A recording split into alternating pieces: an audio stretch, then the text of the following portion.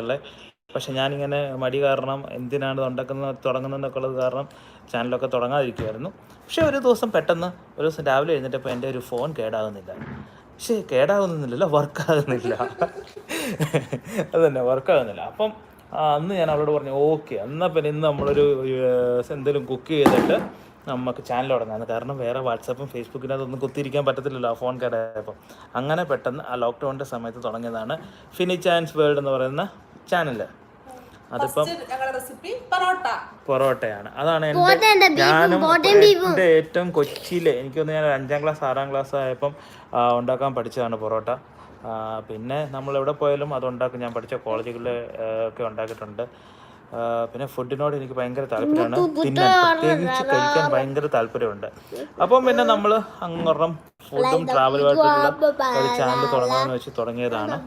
ഇപ്പം 1000 സബ്സ്ക്രൈബേഴ്സ് ആയിരിക്കുകയാണ്. അതിൻ്റെ സന്തോഷത്തിലാണ് ഇപ്പോൾ ഇവിടെ വന്നിരിക്കുന്നത്. അപ്പം ഞങ്ങളെല്ലാം സപ്പോർട്ട് കാരണമാണ് ഞങ്ങളിവിടെ വരെ എത്തിയത്.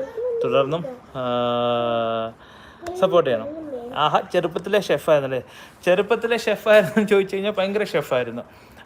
കൊച്ചിയിലെ മമ്മി എന്നെ അടുക്കളയിലോട്ട് കയറ്റത്തേ ഇല്ലായിരുന്നു. ഞാൻ എന്തെങ്കിലും ചെയ്യും, അവിടെ മൊത്തം വൃത്തികേടാക്കുന്നു. ഞാൻ ഓർക്കുന്നുണ്ട്, ഒരു കൊച്ചിലൊരു പ്രാവശ്യം ഒരു ബണ്ണുണ്ടാക്കിയതാണ്, അത് കരിഞ്ഞു പോയതൊക്കെ ഓർക്കുന്നുണ്ട്. അത് പിന്നെ മമ്മി എന്നെ ഒന്നും ഉണ്ടാക്കാൻ സമ്മതിച്ചിട്ടില്ല.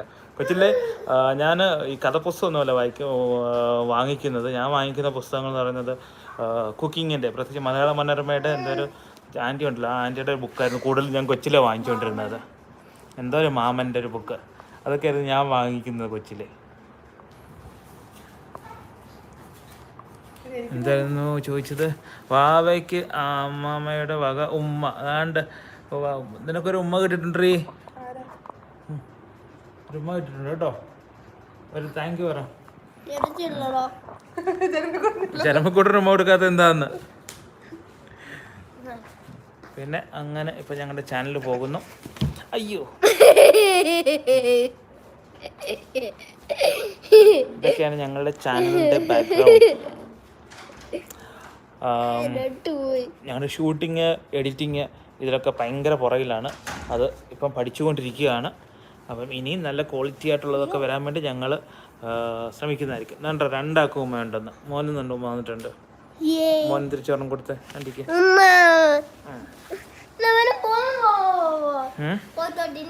ഞാൻ പോയിക്കോട്ടെ, മോൻ പൊക്കോ.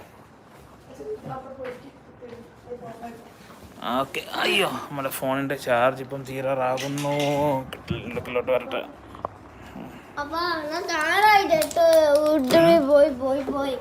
എന്തായി? ടയേർഡായോ? ജനമക്കൂട്ടൻ ഇവിടെ യൂട്യൂബിൽ പോയിട്ട് ടയേർഡായിരിക്കുകയാണ്. അപ്പോൾ എല്ലാവർക്കും അവനൊരു എനർജി ഡ്രിങ്ക് വാങ്ങിച്ചു കൊടുത്തേക്കണേ. അപ്പം നിങ്ങളും നിങ്ങളുടെ സജഷൻസൊക്കെ പറയുക, ഞങ്ങളുടെ വീഡിയോസൊക്കെ കണ്ടിട്ട് എന്തൊക്കെ ഇമ്പ്രൂവ്മെൻറ്റ് വരുത്തണം, അല്ലെ എങ്ങനത്തെ ഒക്കെ വീഡിയോസ് ചെയ്യണമെന്നതിനെ കുറിച്ചുള്ളത് നിങ്ങളൊന്ന് പറയണേ. പാവം ജെറമി മടുത്തു പോയോ എന്ന്. ജെറമി മടുത്തു പോയി, ജെറമി തളർന്നു പോയി ഇത്രയും നേരം യൂട്യൂബിൽ നിന്ന്. ഓഫാക്കാം, ഇപ്പോൾ ഓഫാക്കാവേ. ജെറമിക്കുട്ടൻ എന്തിനാ ഓഫാക്കാണെന്ന് പറഞ്ഞതെന്ന് അറിയാവോ? അവന് മൊബൈലിൽ വീഡിയോസ് കാണാൻ വേണ്ടി, അതിന് വേണ്ടിയാണ്.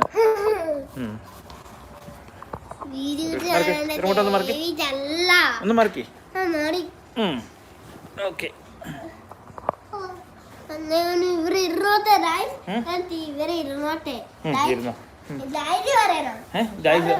നിങ്ങൾ പറ ജനമക്കുട്ടനെ ഇവിടെ ഇരുന്നോട്ടെ എന്ന്.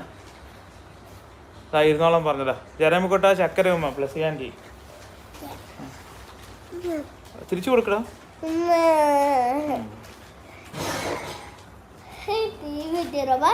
ടി വി ഇപ്പം വെച്ച് കഴിഞ്ഞിട്ട് കുറച്ച് കഴിഞ്ഞിട്ട് വെച്ചതാവേ. ഇപ്പൊ ഫിനിഷ് ആകും ഇത്. ടയർഡായോ ജെറമിക്കുട്ടൻ? ജെറമിക്കുട്ടൻ ടയർഡായി പോയി.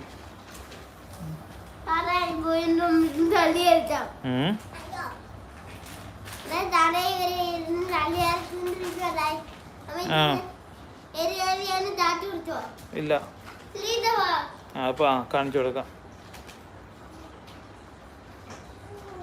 പിന്നെ വേറെ എല്ലാരും എന്ത് പറയുന്നു?